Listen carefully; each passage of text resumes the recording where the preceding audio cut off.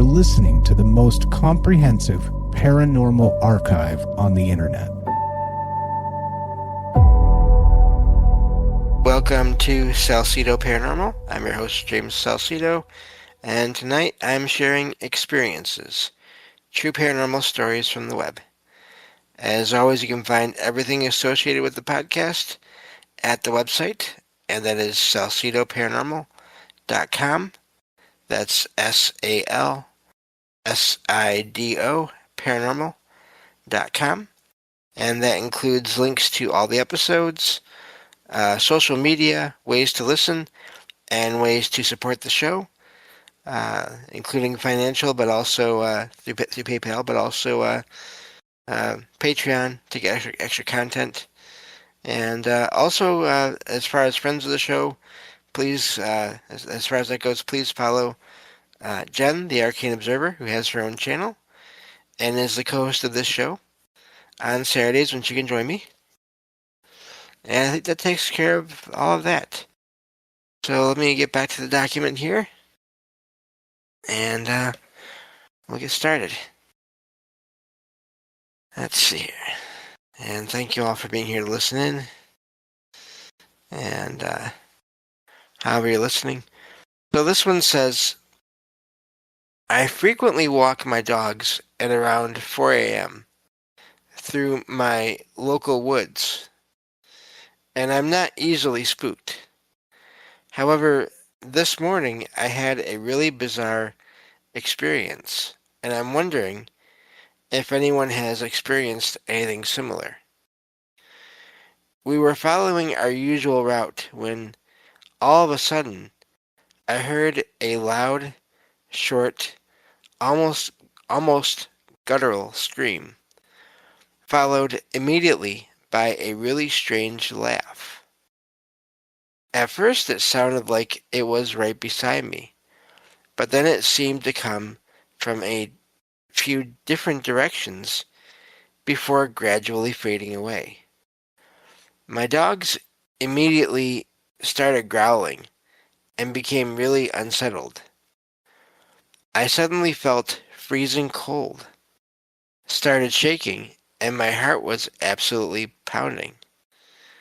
I've never felt fear like that before, especially in those woods where I've walked countless times without any issues. I know there could be a perfectly rational explanation, but the sound was unlike anything I've ever heard before. Has anyone else experienced anything similar, or have any idea what it could have been? And that's where that one ends. I have heard of similar accounts of these strange sounds, not even necessarily, just like this one, not even that they necessarily see anything. It's just sounds, and then that feeling of fear, or just feelings that they get. A lot of times it is sort of a fear or a dread. And I've heard that connected to creatures out in the woods, basically. Sometimes even Bigfoot or Sasquatch. Somehow generating or projecting or, I don't know, causing that fear in the people that have the experience. And making the sounds, and the way the sounds came from different directions, right in a row, that to me either says there was multiple, or if it was one being, then it could just basically teleport, just vanish and reappear, and make sounds come from wherever they wanted to. I don't know, but I've heard of similar accounts to this before, and seen similar posts online. And yeah, it's that would be quite the thing to experience, especially in an area where you're used to. You're used to walking around in this area, and you've never had a problem before. So I hope that they never have that again. Moving on to the next one here. This one says, I work in a retail store. It has something unknown there in the stockroom. My coworkers hear voices, mostly in the nighttime. We hear noises that can't be explained. One day my manager saw two of our bigger charms just get picked up and thrown to the floor in front of her, and I heard it as well. The other night, around 7:30 p.m., before closing, I went in back to grab a pair of shoes. As I looked up, I saw what looked like a person with no head, just their arm and chest, walk through the wall. It freaked me out. Now I just want answers. Like, the people who had worked here see or hear or feel like they had been watched in the stockroom? And that's where that one ends. That is fascinating. It makes me wonder what the place was before it was this store. Uh, so yeah, retail store. I guess it could be, if depending on the age of the location too. It could be a former employee. I've heard that can happen, but I just wonder the location and all that, which obviously not everyone wants to or has to share those details. That's up to them. But yeah, I'm not sure what to make of that. That's just really odd. Sounds like there's, at least with the image, possibly residual, but it's hard to say. And that's one of those, I do like sharing those accounts of sort of workplace experiences, and especially when it comes to just stores or uh, malls or just places where you would not think anomalous things should happen. And yet you come across, I come across, and I shared before many times, posts where they do happen. And where objects move or apparitions are seen, or uh, even had one just recorded the other day.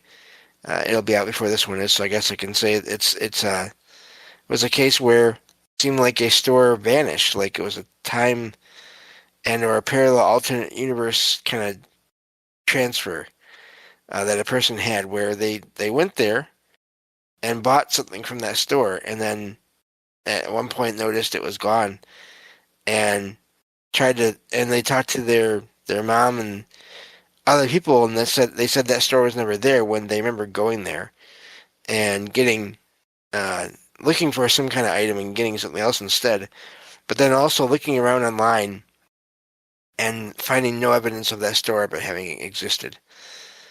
So these all these anomalous things can happen anywhere, it seems. So this one says, my mom and I were both born with the ability to see ghosts. It's just normal to us. But last year she moved into a cabin in the woods by the very edge of town. The cabin is surrounded by rocks, forming a perfect circle, and Mom claims while you're inside the circle, you're protected by what she calls her gargoyle, in quotation marks there. There is no physical gargoyle, but a dark gray horned entity that kind of looks like it's made of stone, that just sits in a tree outside her house and stares. Scared the heck out of me the first time I saw him. He doesn't speak, he doesn't touch anyone or even come close, but he's just always there. I believe my mom when she says that he means no harm, but I just have no clue what that is or why it's there. And that is where that one ends, and that is fascinating as well. So often you hear about accounts of people encountering other beings, and they're terrifying, or they're coming towards the people, or sometimes they're not. But I mean, just so often you hear, we saw this, and it was we were terrified either because of what it did, or just because it was not human and not any animal that the people knew. But here you have these people that obviously are somewhat sensitive, as they say in the beginning of the post there. I wonder now if anyone who is not related to them or not sensitive at all went through that area, would they see that figure in that tree? I also wonder. So, yeah, I don't know if they're by a tree. So it sits in a tree. But anyway, and also that stone circle is fascinating because if we think about stone, certain kinds of stones, rocks can have uh, different effects on energy or different ways or generate different energy, I believe. And I'm just wondering now, is that entity there because of that stone circle? Are they connected? Especially if it doesn't ever really move anywhere or move outside of the circle. Makes me wonder about that as well. Because that really is a couple of sort of odd things to have in the same area. One that could be natural, the stone circle, possibly. And one that not so much. This being that apparently is still it's not a regular human. It's not like it's a ghost or a spirit of someone that passed, at least as we would think of it, but it's just there, and there's no problem with it. Moving on to the next one here. This one says, this happened about a year ago in an apartment that my wife and I were living in. For a little bit of context, the apartment had an open area upon entering, which was a kitchen, living room, and a fairly long hallway to the back bathroom and bedroom. I sometimes got creeped out looking down the hallway into the back bedroom. Nothing crazy, just an uneasy feeling, I suppose. My wife never felt that way at all. Not sure if that is even relevant. I just never feel like that in a place that I live. One night we were up late, around midnight, in the bedroom packing for a road trip, and we're leaving early the next morning. We had a TV mounted on the wall in front of the bed, and my wife had been watching TV there earlier, and it was just sitting on the streaming platform home screen. She asked me to shut it off, so I hit the power button, saw the TV turn off, and set the remote down, and continued packing. Roughly 1 minute later, a child's voice from the TV shouted, "Listen up. On the count of 3, we're going to jump. 3, 2, 1, jump. Jump. Jump." The TV screen was black, but subtitle-like text appeared that matched what was being said. Immediately after that happened, the overhead light dimmed for a couple of seconds and returned to normal. Me and my wife laughed and looked at each other and weren't initially freaked out at all. Just confused, I guess. Then we started thinking about it and talked about it and realized it was quite strange. So we got the TV remote to see if it was somehow still on. We hit the power button and the TV turned on to the home screen. It was clearly off when it happened. We looked at previous watch history of the apps and didn't find anything that would likely say that in a child's voice. Could this likely be an electrical issue? I don't have any explanation other than that, and it felt strange. Another strange thing happened in that bedroom where we both heard knocking on that wall where the TV was in the middle of the night. It knocked in sets of 3 to 5 repeatedly for several minutes. We both were woken up by it and talking to each other, trying to figure out what it was. I shone my phone flashlight on the wall, and it immediately stopped. That was the only other thing that happened there, other than the creepy vibes. There are probably reasonable explanations, but I just am not sure what it could be. That's a lot going on there, and just in that one area, I wonder if something, I don't know, if there's some intelligence that's just either intentionally staying there or feels like it's stuck there. The TV, the electronics being manipulated, I wonder if the TV was somehow turned on, but only partially, if that's even possible. I would guess, I don't know. It's just really odd that how that whole thing happened with the subtitles and the voice, but no image on the screen other than those subtitles. But I guess if it was from, I mean, who knows what movie or TV show it could have been from, and there's a possibility, maybe, that in that part of that TV show or movie, there was uh, no visual. Sometimes they do that for dramatic effect. In certain cases, in fiction, in movies and TV shows, uh, I'm not sure. But either way, even if that can explain why there was the audio and the subtitles, but no video, no other video, how did it turn back on and then turn off again? Because the writer there said they turned the TV back on. And so it wasn't on when they turned it on. So I'm not sure about that one, how that would happen. But also having the knocking sounds in the same wall and then having the sound stop as soon as a flashlight was put on the spot where the knocking sounds are happening is also fascinating. As far as, does that indicate intelligence? I guess some people would say it does. I don't know for sure.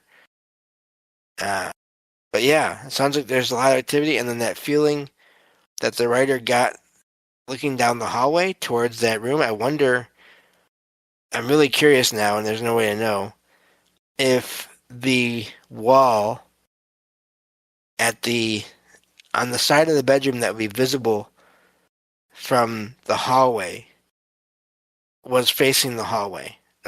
Sorry.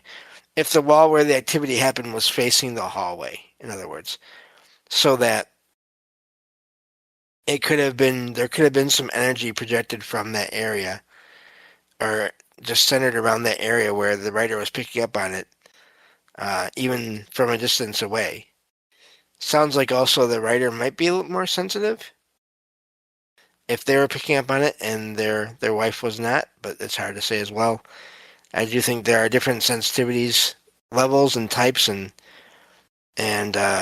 sort of just versions of it for everyone, so can't really say for sure with that either. But yeah, that's a fascinating one. I hope that doesn't say they were still living there, so hopefully everything is okay for them now. Moving on to the next one here. This one says, I've been meaning to share this story for a while, and there are always developments with this experience. I'm from an industrial town on the outside of Liverpool in the UK, and I live in an old farmhouse, which is very old. I've lived here pretty much all my life with my grandparents and brother. I was adopted as my biological parents were incapable, so I have lived here all my life to the present day. It all started back in 2019 when I was 18, and my late mom, she was my nan or grandma, but I called her mom, wanted me to insert the prepayment key into the electric meter. I went next door, or to the other half, as we called it, as it was reputed to be paranormally active. The house itself, lost my spot. There we go. Has many rooms and is 2 houses in one, basically. Anyhow, I ventured next door and I saw a lady in white outside the kitchen window as I was approaching the electric meter. The apparition only appeared for a few seconds, and then it vanished. I was befuddled. I told my mom, and she was not perturbed by anything, and considered paranormal in the house. Anything considered paranormal in the house, there we go, as she saw it. Many years passed, and now I'm 25. This year has been an interesting year, as the woman in white resurfaced. I didn't think about that incident for many years, as I assumed it was a figment of my imagination running amok. The second incident was 4 months ago, as I was sleeping, and then suddenly I was dreaming about the lady in white chasing me down the stairs. I woke up with palpitations, sleep paralysis, and my heart racing. I told my brother the next day, and he said he saw a lady in white outside near the bungalows which my granddad built, and also had a strange experience on the exact same stairs. The final incident was a month ago, when my best friend, a Ukrainian friend, and my brother decided that we were going to celebrate my hard work at university. We reveled and drank the night away.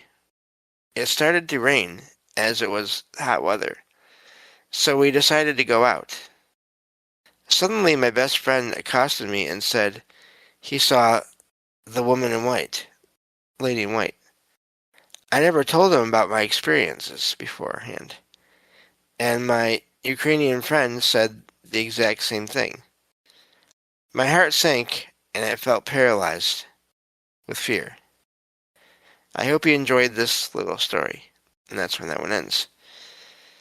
So it sounds like there's multiple people seeing the same thing, and even in the case of the writer, seeing this figure in their dreams, and I have heard of that before. Luckily, I haven't had that experience, but people seeing apparitions both while they're awake and then also in their dreams. Even in some cases, I've heard of that with creatures or with cryptids or with Bigfoot or Sasquatch. I feel like I've heard of that with a woman in white type figure before too. I can't say where, and that's the one problem with the one downside to listening to as much of this kind of stuff as I do. I can never tell you in most cases where I heard what I heard, but just in shows over the years and in research that I've done for this show, I feel like I've heard of that woman in white figure appearing in dreams in rare cases as well. So, yeah, that's fascinating. And it's good that the writer, at least, even though it freaked everyone out, at least the writer had verification that they weren't the only one to see this figure in that area, especially in that area, all in that one region. So, wonder what that means, what the connection is between that area and the woman in white there. That's all the time we have for this episode. Thank you all for listening, and I will talk to you all next time on Salsido Paranormal. Take care.